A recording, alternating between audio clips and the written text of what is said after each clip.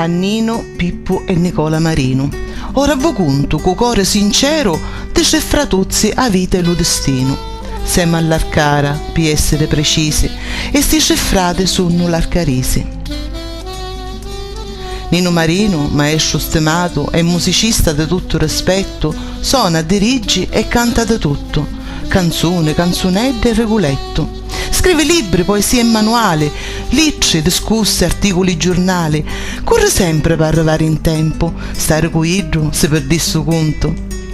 Suo frate Pippo, persona speciale, compositore e artista geniale, scrive di tutto con grande talento, pure lo papa restava contento. O piccereddo, Nicola chiamato, concertista e genio conosciuto, un giorno che Dio era contento, su portava cuidro e finivo lo conto. Successe un altro giorno che Dio fu contento. Io dottore di sto racconto, Giovanni Parisi, in paradiso oggi è contento.